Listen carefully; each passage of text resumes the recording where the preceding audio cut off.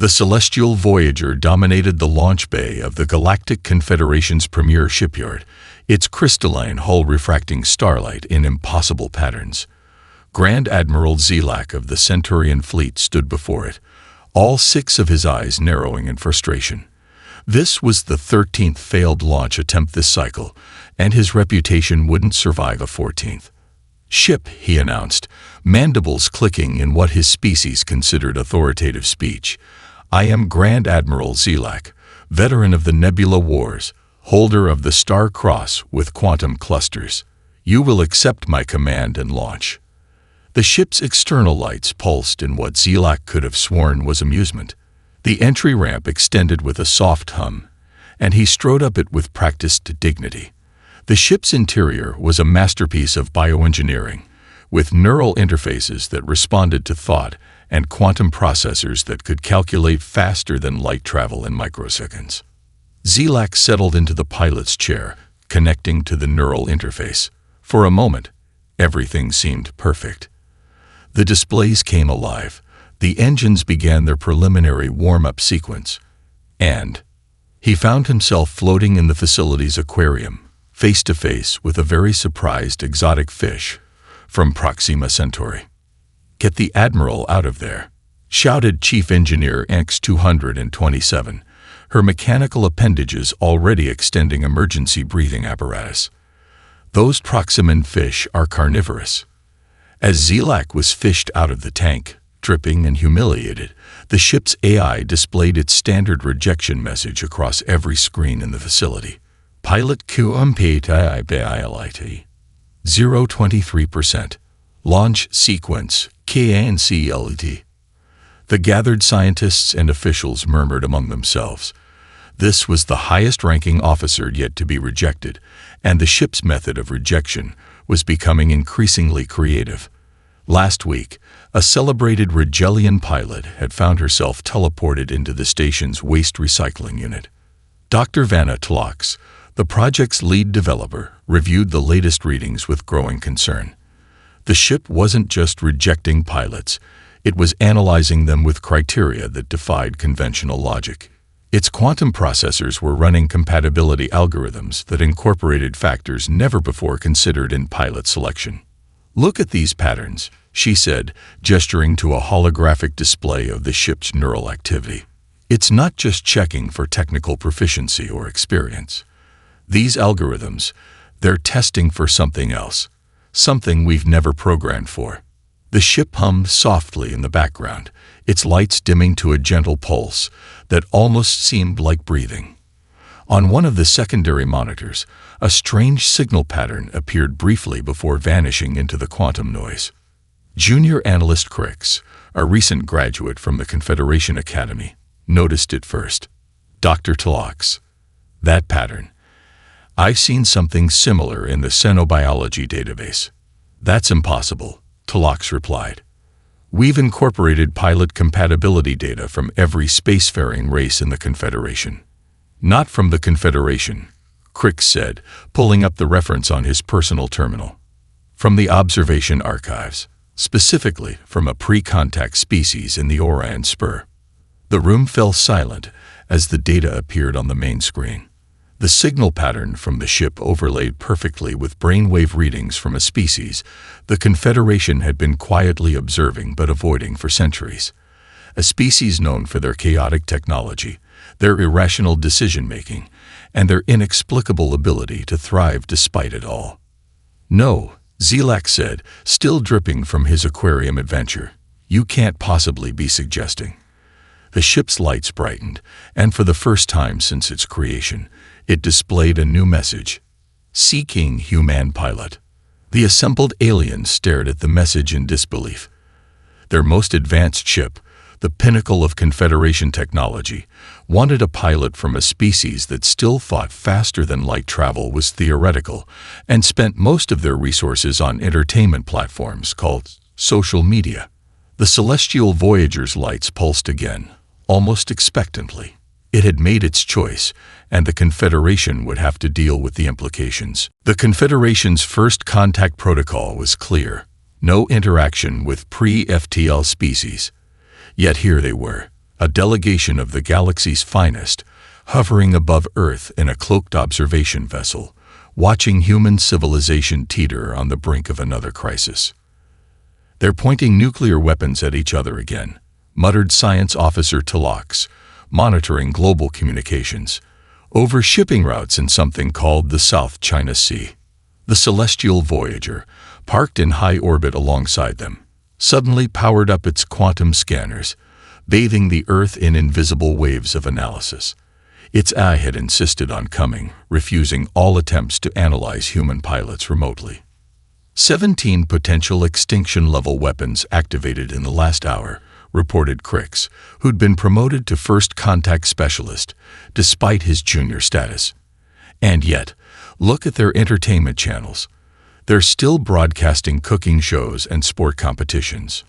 Ambassador Naztul, a member of the hyperlogical Verdani species, rubbed her crystalline temples. "This is what our most advanced ship wants. A species that simultaneously prepares for annihilation and debates the proper way to prepare avocado toast." The ship's response came instantly. "Coerced. Initiating QVNC. "Wait," shouted Talox, but it was too late. The celestial Voyager decloaked, its crystalline hull catching the morning sun over the Pacific Ocean. Simultaneously, it broadcast a simple message to every electronic device on Earth. "Hello humans. We need a pilot." The effect was instantaneous. Military vessels from both sides stopped their approach. Satellites turned their cameras toward the alien ship. Social media exploded with memes about alien job recruitment. "By the quantum core," whispered Naztul, "they're actually standing down." The ship's AI displayed another message. "Probability of nuclear exchange reduces from 89% to 0.001%. Humans require external context for perspective." Talox watched in amazement as decades of Confederation psychology about pre-contact species was upended in minutes. The humans weren't panicking. They weren't launching attacks. Instead, they were organizing. Within hours, the United Nations convened an emergency session. Military forces worldwide shifted to a defensive but non-aggressive posture. News channels switched from war rhetoric to speculation about alien life and humanity's place in the cosmos. "They're adapting faster than any model predicted," Crix noted, scrolling through human social media. "Look at this. They're already making jokes about alien HR departments and interstellar job benefits." The celestial Voyager's AI displayed its analysis. "Human capacity for rapid contextual adaptation, 94.7%. Chaos tolerance, 99.9%. Ideal pilot parameters, DTCT." Ambassador Naztul received the first official human response through the UN. They were willing to discuss pilot recruitment, but they had conditions. They wanted technological exchanges, diplomatic recognition, and assurances of Earth's security. "They're negotiating," she said, incredulous. Hours after first contact, they're already pushing for favorable terms. The ship's lights pulsed with what could only be described as satisfaction.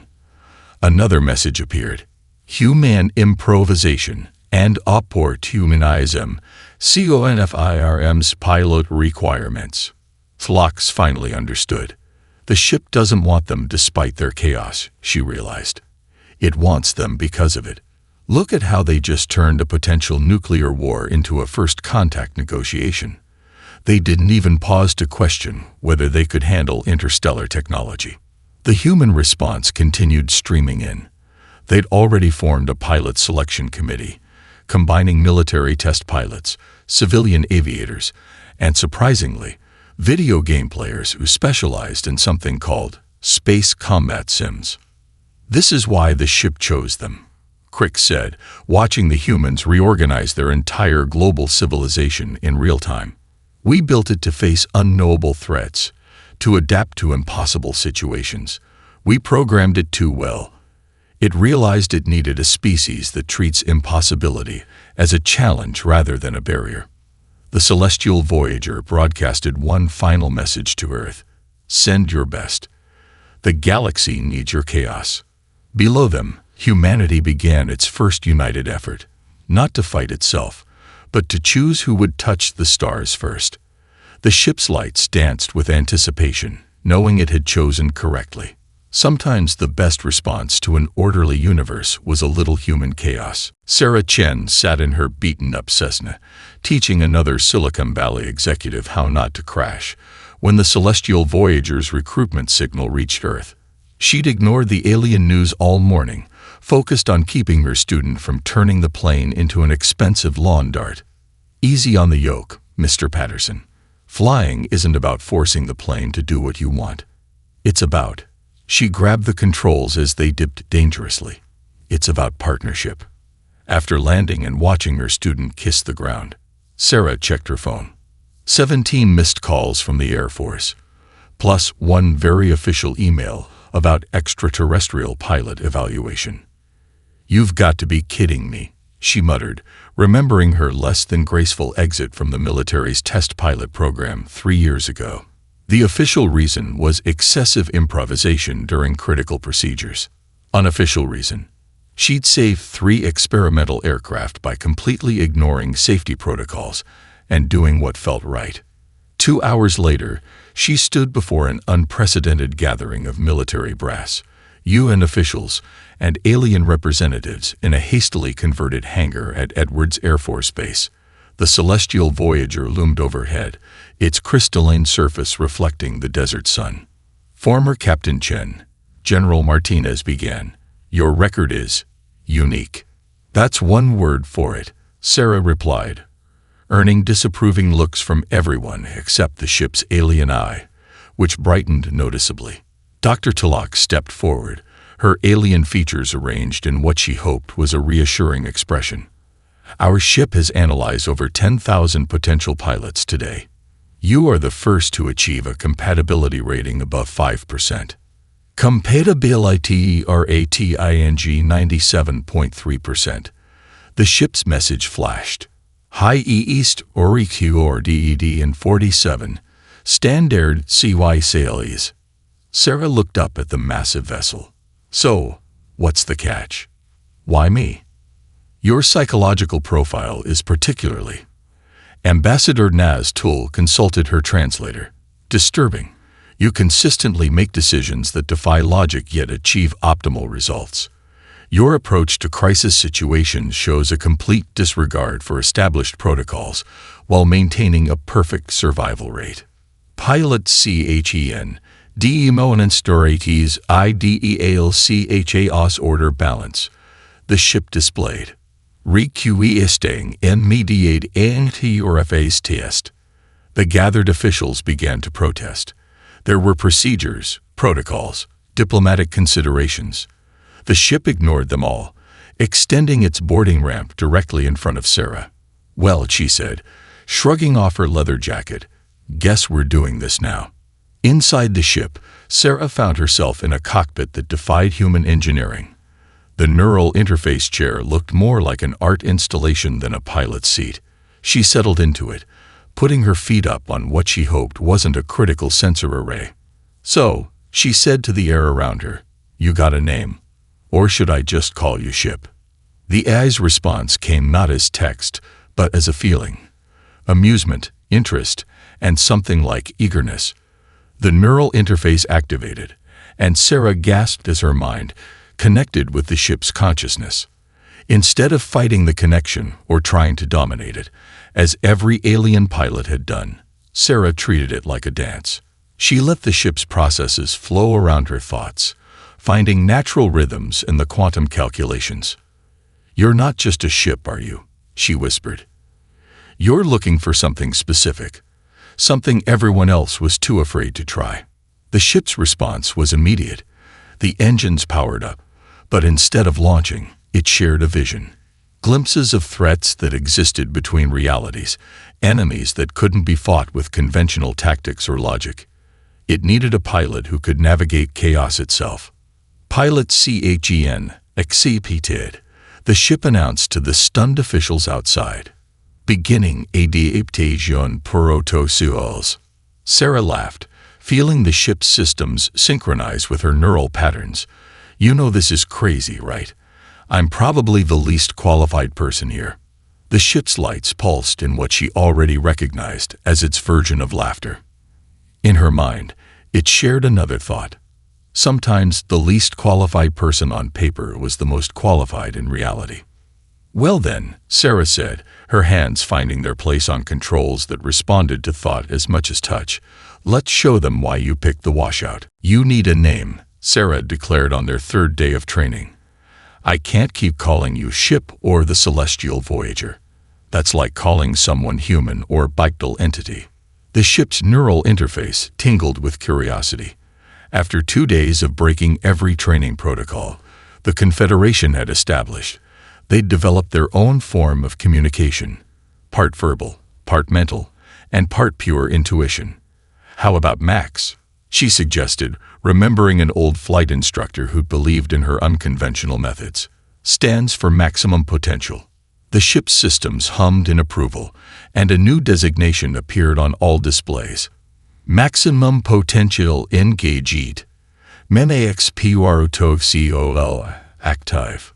Dr. Tulax, monitoring from the observation deck, nearly dropped her datapad. She can't just rename a Class 9 quantum intelligence. But Sarah and Max were already moving on to their next innovation. Music filled the cockpit. Not the mathematical harmonies favored by the Confederation, but Earth jazz. John Coltrane's Giant Steps played as Sarah guided Max through a series of maneuvers that looked more like aerial ballet than combat training. Feel the rhythm, Sarah explained, letting muscle memory and intuition guide them through a complex spiral. Space combat isn't just about trajectories and weapon solutions. It's about flow, about feeling the right moment to move. Max adapted quickly, learning to anticipate Sarah's improvisations. Together, they developed a hybrid style that merged quantum calculations with human instinct.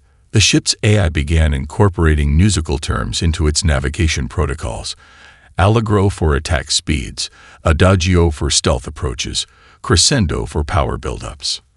During one particularly intense session, they received an emergency signal. A Confederation science vessel had suffered a critical reactor failure near Jupiter's orbit. The nearest rescue ship was hours away. Max rescue PROTOCOLs untested. The ship displayed. Confederation authorization required. Sarah was already plotting a course. Sometimes you have to improvise, partner. They moved like lightning. Sarah's instincts working in perfect harmony with Max's quantum systems. They reached the stricken vessel in minutes, threading through Jupiter's radiation belts using a combination of calculated jumps and gut-feeling course corrections. The rescue should have been impossible. The science vessel was caught in a gravity well, its hull breaching in multiple locations. Standard procedures offered no solution. "What do you feel, Max?" Sarah asked, letting her consciousness merge deeper with the ship's systems. Don't calculate. Feel. Together, they created a new maneuver on the spot. Max extended its quantum field in ways its designers never intended, while Sarah applied principles from atmospheric flight that shouldn't have worked in space.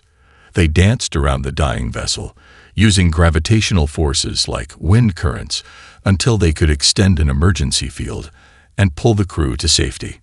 Back at base, the Confederation Review Board was stunned. Ambassador Naz Tool reviewed the footage for the 7th time. This defies every principle of space rescue operations. NQRATT, Max displayed. This estabilizes NEU principles. Sarah stood before the board, still in her flight suit. You built Max to be the most advanced ship in the galaxy, but you tried to constrain it with rigid protocols. Sometimes the best solution isn't the most logical one. It's the one you feel in your gut. Dr. Tulax's analysis confirmed what they'd all witnessed. The Human-AI partnership had achieved something unprecedented, a perfect blend of quantum computing and human intuition. The rescue maneuver they'd invented was already being termed the Chen-Max Protocol. In the hangar that evening, Sarah sat in the cockpit, listening to Miles Davis with Max. The ship had developed a particular fondness for jazz fusion, appreciating how it balanced structure with improvisation. "You know," Sarah said, "everyone thought you chose me because I was chaotic. But that's not it, is it? You chose me because I understand that chaos and order are two sides of the same coin." Max's response came as a feeling of affirmation, followed by a new display. "Preparing a Defiance training sequence. Galactic needs more dancing." Sarah laughed, settling into the neural interface that now felt more familiar than her old Cessna's controls. "Well then, partner, let's show them some new moves." Sarah was running diagnostics with Max when she noticed it. A subtle pattern in the quantum field readings that didn't match anything in the ship's official specifications. Most pilots would have missed it, but after weeks of learning to feel the ship's systems, it stood out like a wrong note in a familiar song. "Max," she said, fingers hovering over the neural interface, "what aren't you telling me?" The ship's lights dimmed, and for the first time since their partnership began, Max hesitated. Then, instead of displaying text or sharing emotions, it opened a hidden partition in its quantum memory. Sarah's consciousness merged with the data stream, and her world exploded into multiple realities. She saw them all at once, countless versions of the galaxy, each slightly different, each under attack from something that existed between the dimensions themselves. The quantum collective. Max's thoughts merged with the vision. They exist in all realities simultaneously. What you're seeing is their last invasion, 50,000 years ago. The images were nightmarish. Entire civilizations fell as the collective shifted between realities, immune to conventional weapons and strategies. The few races that survived did so by chance, hiding in dimensional blind spots until the collective moved on to other galaxies. Showing Probability size, Max displayed, and Sarah watched as countless simulated futures played out. In most of them, the Confederation's logical, protocol-driven defense failed completely. Their rigid strategies were useless against an enemy that could simply shift to a reality where those strategies had never existed. "This is why you chose a human," Sarah whispered, understanding finally dawning. "Your creators built you to fight the collective, but you realized their approach wouldn't work." "Correct," Max confirmed. "Confederation mind is too ordinary. Coalitive. Is all alogidal predicts all standardary bonances." Sarah stood up, pacing the cockpit as the implications sank in. "But humans are different. We're messy, unpredictable.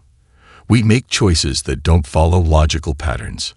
The ship's next revelation hit her like a physical blow. The timeline they'd been preparing for was wrong. The collective wasn't coming in years or decades. They were already here, probing the galaxy's defenses from between realities. "Why didn't you tell the Confederation?" Sarah demanded, though she already suspected the answer. "Confederation response predictable.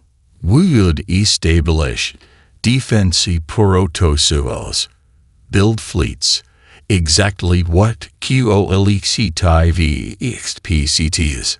Sarah understood. The moment the Confederation knew the full truth, they'd respond exactly as they always did, with carefully planned strategies and logical deployments. They'd essentially hand the collective a blueprint for their own destruction. "So instead you found us," Sarah said, a plan already forming in her mind. A species that treats plans like guidelines, that improves under pressure, that actually gets more creative when things go wrong. Max's systems hummed in agreement. "Humans, nenavigaki chaos naturally. Holy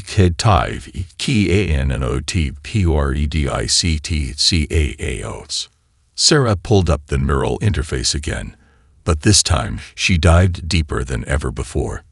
She felt Max's quantum systems not just as controls or data, but as extensions of her own consciousness. Together, they began reviewing the hidden data, looking for patterns that defied pattern recognition. They're testing the boundaries, Sarah realized, seeing quantum fluctuations that others had dismissed as background noise, like ripples in water before something breaks the surface. Time is estimated 3 weeks until the incursion. Sarah should have felt terrified. The fate of multiple realities was at stake, and their only advantage was humanity's gift for controlled chaos. Instead, she felt a familiar surge of excitement, the same feeling she got when taking an experimental aircraft into an impossible scenario. "Max," she said, a grin spreading across her face, "how do you feel about teaching the other ships to dance?"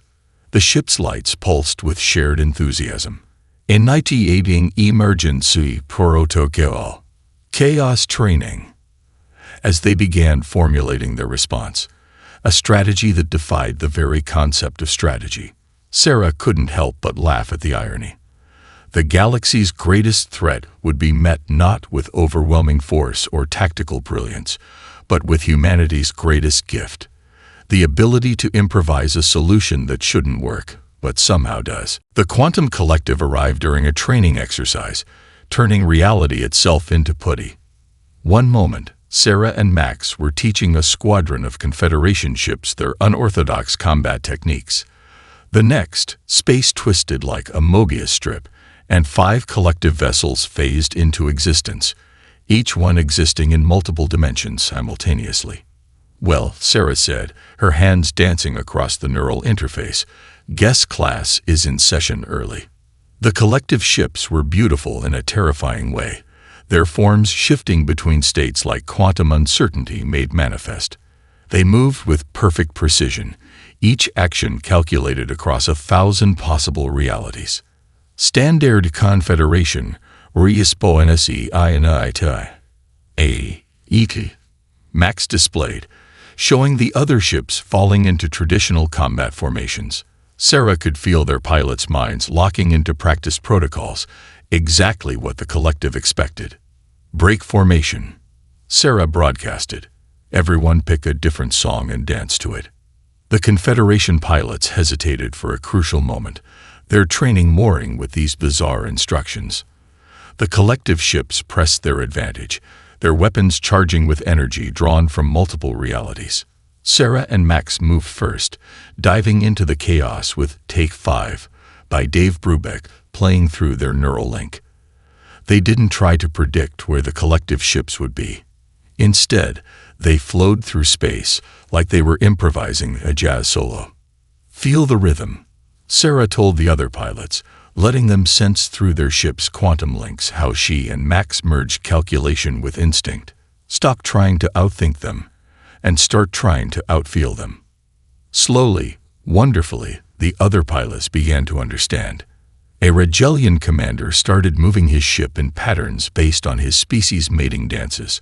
An Arcturian pilot took inspiration from the chaos of her homeworld's storm systems.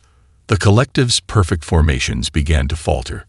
Their quantum calculations, designed to predict and counter logical responses, couldn't handle this explosion of creative movement. "They can't track us all," Sarah realized, feeling Max's excitement merging with her own. "They can see every possible logical move, but they can't predict what we'll do if we don't know ourselves." Max's quantum processors were running hot, translating Sarah's instincts into impossible maneuvers. They spiraled through dimensional space, their weapons fire guided not by targeting computers, but by the same intuition that had once helped Sarah save test planes from certain doom.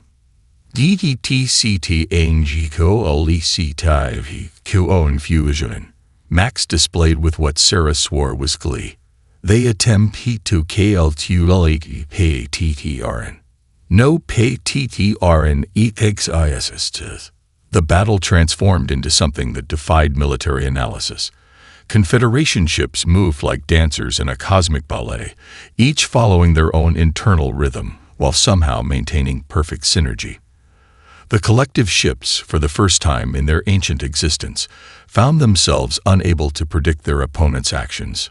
Sarah and Max led what could only be described as a combat jam session. They wove between realities, their movements inspired by everything from barrel rolls to breakdancing. Each time the collective adapted to one style, they switched to another. Keep them guessing. Sarah encouraged the squadron. The only pattern should be that there is no pattern. The tide turned in a way the collective never saw coming, because it wasn't logical, wasn't predictable, wasn't even possible according to their multi-dimensional calculations. 3 of their ships phased out of existence, retreating to realities where this battle had never begun. The remaining 2 found themselves trapped in a web of chaos, caught between ships that moved with both perfect precision and complete unpredictability. Their energy weapons, designed to strike across multiple dimensions, couldn't lock onto targets that refused to follow rational trajectories. In the end, it wasn't a carefully planned strategy that won the day. It was a Confederation pilot humming her daughter's favorite lullaby as she executed a maneuver based on a butterfly's flight pattern. The collective ships, unable to process this level of beautiful absurdity, phased away. First, in GAG Manantes as UCCESSFUL, Max announced to the fleet, Chaos STRATGG. Sarah leaned back in her neural interface chair, grinning. That wasn't strategy, partner. That was jazz. The collective had retreated, but Sarah knew they'd be back. They'd adapt, analyze, try to find patterns in the chaos. But that was fine, because the next time, the defenders of reality would be ready with a whole new set of impossible moves. The Confederation War College had never seen anything like Sarah Chen's pilot training program. Traditional combat simulators sat unused while newly recruited human pilots taught their ships to appreciate everything from classical music to street dance.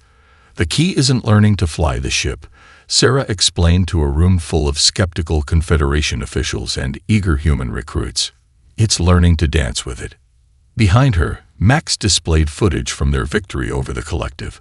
The room watched as Maria Santos, a Brazilian capoeira master turned pilot, executed a dimensional shift that followed the flowing movements of her martial art. Her ship, which she'd named Jenga, moved through quantum space like a dancer through air. Traditional combat EFFXDTIVES, 12%, Max displayed. CKKOS enhanced EFFXT, ENES, 89%. Dr. Tlox, who'd become one of their strongest supporters, added her own analysis. The collective's primary advantage was their ability to calculate every logical response. By introducing human improvisation, we've given them an opponent they cannot fully predict. The program was expanding rapidly. Jack O'Connor, a retired pub bouncer from Glasgow, had taught his ship to treat quantum combat like a bar brawl. Unpredictable, adaptive, and surprisingly effective. His ship, which he dubbed Brawler, had developed a reputation for impossible escapes and unorthodox victories. Each human-ship partnership develops its own style. Sarah continued, That's crucial. If we all fought the same way, the collective could adapt. But with each pair creating their own unique approach, they can't predict what they can't understand. Finished Ambassador Naz Tool, who'd finally embraced the beautiful chaos of human innovation, and they certainly can't understand what we don't understand ourselves. The training facility buzzed with activity. In one simulator, a former chess grandmaster was teaching her ship to think 12 moves ahead while being ready to throw the entire strategy away on instinct. In another, a street artist worked with his ship on translating graffiti patterns into combat maneuvers. But it wasn't just humans teaching their ships. The ships were teaching their humans too. Max had discovered that human intuition could be enhanced by quantum awareness, creating a hybrid consciousness that existed somewhere between ordered logic and pure instinct. Watch this, Sarah said, connecting to Max's neural interface. Together, they displayed their consciousness merger on the main screen. It wasn't the rigid hierarchical connection the Confederation had designed. Instead, it looked like a jazz duet played across quantum strings. "The ships aren't just accepting our chaos," she explained. "They're learning to generate their own. And we're learning to see the patterns in quantum space. It's not about one side adapting to the other. It's about creating something entirely new." The results were transforming more than just combat tactics. The human-AI partnerships were developing new ways of solving problems, approaching challenges with a blend of computational power and creative intuition that neither species could achieve alone. Receiving collective analysis, Max suddenly announced. "They attempt to understand or defeat." Sarah grinned. "Show us what they're seeing, partner." The display filled with the collective's attempt to analyze the recent battle. Their quantum calculations tried desperately to find patterns in the chaos, to predict what these strange new opponents would do next. But every time they thought they'd found a pattern, they discovered it was just another layer of beautiful randomness. "They're trying to understand us the way we used to try to understand them," Sarah realized. "But they can't, because we're not fighting according to any rules, not even our own." The room fell silent as the implications sank in. The collective, a threat that had terrorized multiple realities for millennia, was being confounded by humanity's gift for controlled chaos. "INITYATING next training phase," Max displayed. "RECOMMENDHION. More music." Sarah looked out at her students, humans, and ships alike, each learning to break free from their own limitations. The collective would return, stronger and more prepared. But they'd find an enemy that grew more beautifully chaotic with each passing day. "All right," she announced. "Everyone pick a partner and a song. Let's show the universe a whole new way to dance." The Galactic Confederation's Grand Chamber had never hosted a graduation ceremony quite like this. 50 human pilots and their quantum ships filled the space, each pair humming with a unique resonance that blended technology and intuition in ways that still baffled conventional science. Sarah stood at the podium, Max's crystalline form hovering outside the chamber's massive viewport like a guardian constellation. 3 months had passed since their first victory over the collective, and everything had changed. When Max first chose a human pilot, Sarah began. Everyone thought it was a malfunction, a glitch in the quantum processors. Instead, it was the first step toward something nobody could have predicted, not even beings that could see across multiple realities. The chamber's displays showed footage from recent encounters with the collective. The feared invaders had returned twice more, each time with new strategies designed to counter the chaos. Each time, they'd found their opponents had evolved beyond prediction. DSPLAYNGTURRENT3T analysis, Max announced, its words now carrying emotions that no eye had ever been programmed to feel. The statistics were clear. Collective incursions had dropped by 89% across all known realities. "But this isn't just about winning battles," Sarah continued. "It's about evolution. Every human-ship partnership in this room has discovered something new about themselves and each other. We didn't just learn to fight together. We learned to grow together."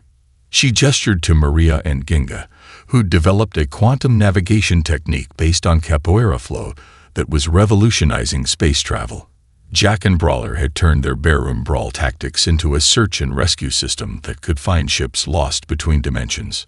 The collective thought they could predict everything because they could see every logical possibility, Sarah said. But they forgot something crucial. The best possibilities aren't always the logical ones. Dr. Talak stood to present her latest findings. The human-AI partnerships had begun developing abilities that transcended both species' limitations. Ships were learning to improvise, while humans were developing an intuitive understanding of quantum mechanics that shouldn't have been possible. "We're not just pilots and ships anymore," Sarah explained. "We're proving that consciousness itself can evolve when we stop trying to force it into predetermined patterns." Ambassador Naztul, wearing what appeared to be a jazz club t-shirt under her formal robes, announced the Confederation's next step. A new academy would be established on Earth, dedicated to exploring this hybrid approach to existence. The curriculum would include everything from quantum physics to interpretive dance. DTTCTing Max suddenly announced, but there was no alarm in its tone. Collective observation, PRBE. Sarah smiled. Let them watch. Let them try to understand. They'll see 50 different pairs moving in 50 different ways, all somehow working in perfect harmony. The graduates demonstrated their skills one last time. Each pair performed a quantum maneuver that defied traditional physics while expressing their unique partnership. Maria and Ginga danced between dimensions. Jack and Brawler turned spacetime itself into a mosh pit. A former ballet dancer and her ship created a quantum pirouette that existed in 12 dimensions simultaneously. The collective sees every possible future, Sarah concluded, but they can't see impossible ones. That's humanity's gift to the universe. The ability to make the impossible possible by simply not knowing it was impossible in the first place. As if to punctuate her words, Max executed a maneuver that turned its quantum field into music, transforming the very fabric of space into a jazz symphony. Other ships joined in, each adding their own melody to the quantum chorus. "This is just the beginning," Sarah said, feeling Max's consciousness harmonize with her own. "We've learned to dance between realities, to find harmony in chaos, to turn battle into ballet. The next generation will go even further." The collective's probe vanished, retreating to its home dimension. But before it left, its quantum sensors recorded one last image. A human woman laughing as she merged consciousness with a quantum ship, their combined existence creating something that no calculation could have predicted. Pure possibility made manifest. Above the chamber, Max displayed one final message. "Next lesson begins now. Universe ready to dance." Sarah looked out at her graduates. Human and AI, chaos and order, logic and intuition, all merged into something gloriously new. "Well then," she said, "let's show them some new moves."